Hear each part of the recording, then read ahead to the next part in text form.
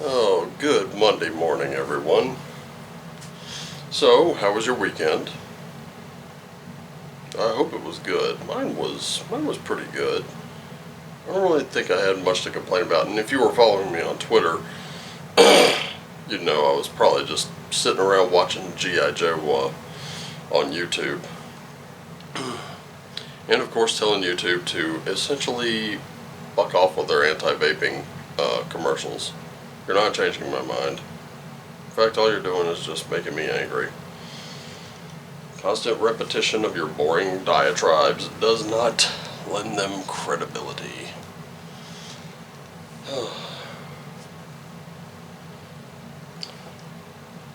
Oh yeah, that was pretty much the extent of what I did.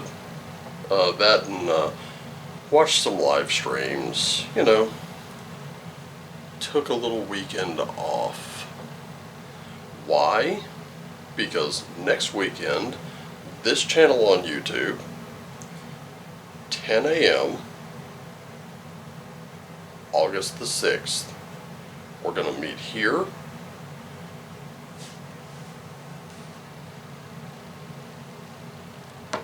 You're going to have tea with me.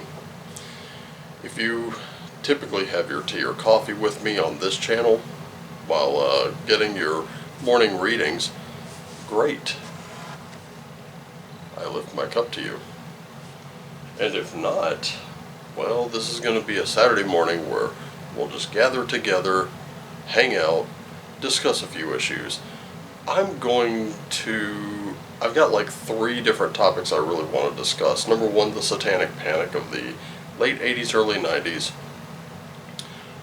Number 2, the West Memphis 3. That is a cause that I've supported for a very, very long time. And here lately, my support of that cause has been a little more in the background. I haven't really been up front in public with it in a long, long time. And then finally, well, we're just going to talk about some tabletop role-playing games and, you know, just stuff we like. And if you want to come along, hang out with us. I may even have a few open spots where I could pull somebody in and you can just talk rather than typing it out in the chat. We will be highlighting some stuff from the chat though. We will absolutely be doing that. So, I hope that you'll come along and hang out with us.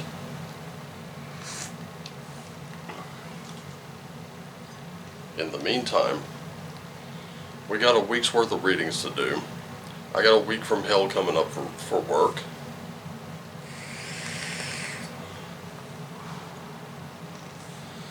And then I'm off for 9 glorious days. The first of them being that live stream. Believe it or not, that's how we're gonna kick off my little week and a half almost of some paid time off from work, which has been approved. It's set in stone, and I have earned every bit of it. I will have to go to work for like an hour on that Friday, but that's all right. So, Moonology Manifestations deck out because, hey, guess what? We're kind of in a bit of a new moon phase. We're a little past it, but it's not too late to go ahead and get those manifestations in. What do you want? What do you desire most? What would be great in your life? Ladies and gentlemen, if it's winning the Powerball, it's not a bad goal. It really isn't. But I would recommend a different course of action to becoming that multi-millionaire or that multi-billionaire status you want. And the reason I do is because of sudden wealth syndrome. If you're not familiar with that, I want you to go and just do like a little search online of all the people that have ever become suddenly rich only to be right back where they started. Broke. I really want you to look at that. I mean, ladies and gentlemen, look at MC Hammer. Let's take him for example. He was a very prominent figure in my childhood. took all of his friends with him on his rise to the top. And then when he wasn't so popular anymore, they all bailed on him. Left him holding the bag for a lot.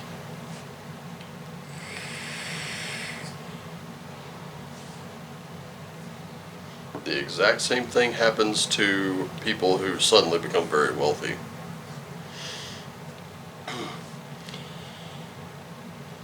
In fact, my advice is this. If that's something you manifest, and you're buying the tickets, and it suddenly happens to you, tell no one. Literally hide it from everybody. Everyone who knows about the money should be on a very need-to-know basis. And that's it. No one else. Build your future. And all those people who come in going, "Oh, remember me, I was so nice to you." Yeah, I remember. In fact, here's some text messages where you yeah, I remember. Watch how they spin that. They'll become candidates for press secretary in no time. Oh, that wasn't a bug, it was a feature. Okay, anyway, getting down to you.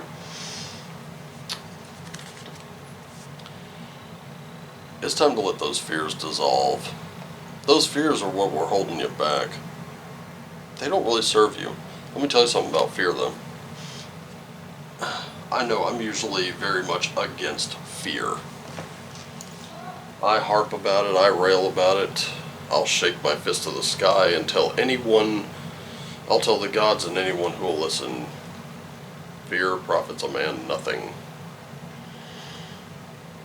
However, I want you to know something. I'm going to have to admit I'm wrong, at least a little bit. Fear is one of those responses. It's a very natural response to natural stimuli. That sudden sound that you heard, the little bump in the night. While you're out camping in the woods, you hear some sticks snapping. Sounds like something's underfoot, right? You suddenly wake up, your eyes get wide, get that little adrenaline dump going. You grab your camp knife or anything else you could find. You just sit there and you wait and you look around.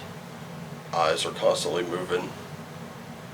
You're breathing, probably kind of rapidly. Then you try to control your breath, and then nothing. So very slowly, you lay back down, keep that knife next to you, and you just lay there until you drift off to sleep. Wake up the next morning, maybe there was a threat, maybe there wasn't.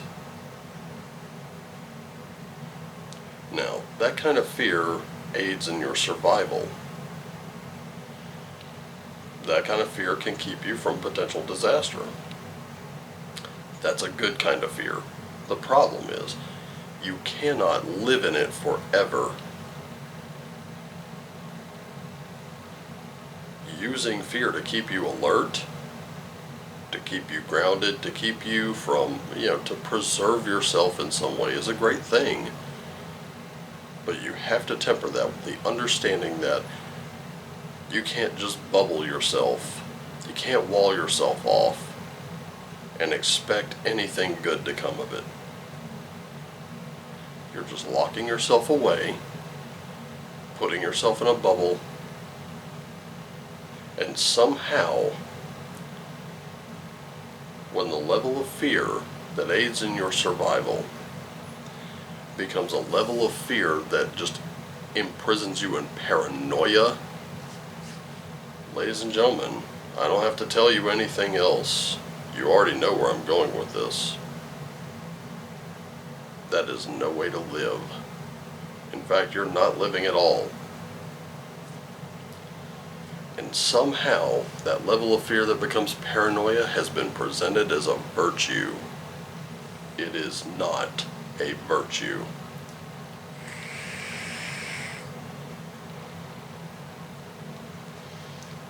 it's also not a service you're doing for others, because it's keeping you from actually providing a service to others.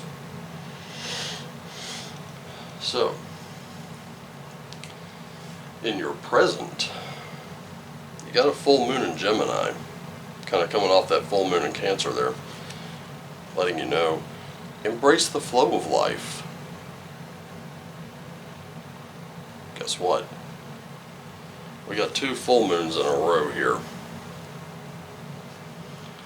Embracing that flow of life means accepting that there are things that are going to happen that are going to be beyond your control, and you cannot control the situation, but you can control how you respond to that situation.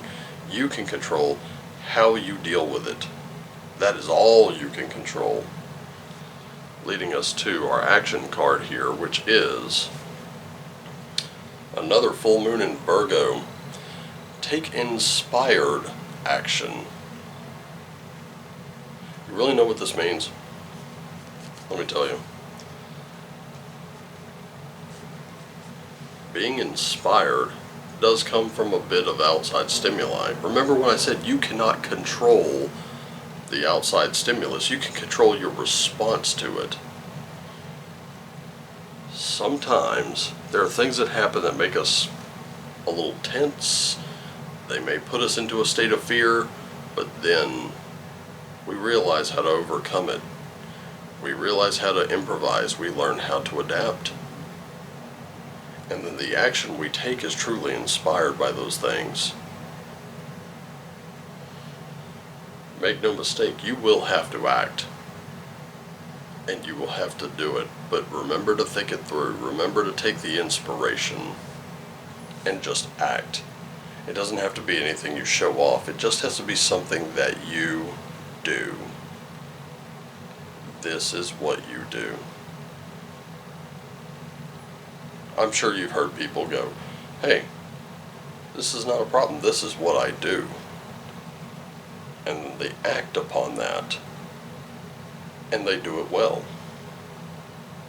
That's the kind of inspired action you need to take. Potential outcome here. A last quarter moon in Aries. This is where you get to work through all those feelings from that outside stimuli. What is it that's making you angry? What is it that's upsetting you, disturbing you, offending you? Why does it do that? Those are the kinds of questions you're going to be asking. When you start asking those questions and you answer them honestly,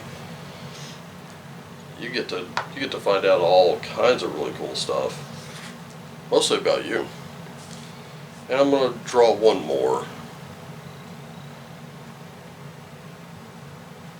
And overall, what else could come of it? Well, that last quarter moon there, or first quarter moon in Libra. Keeping your heart open.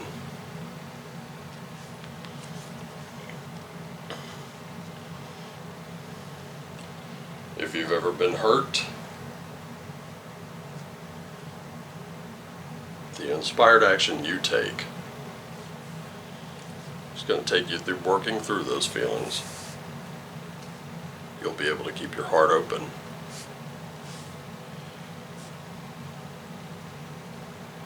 This entire reading is more about acceptance than anything.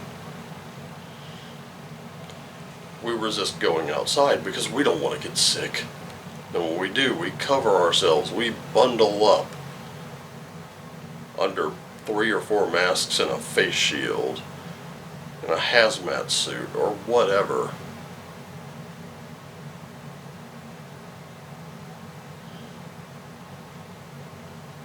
Ladies and gentlemen, breaking free of that is difficult. I understand. Breaking free of the constant conditioning is difficult. I understand. But once you do it, and you do it successfully, you'll go back and go, why was I thinking that? What was it that made me do all this? Why was I so scared?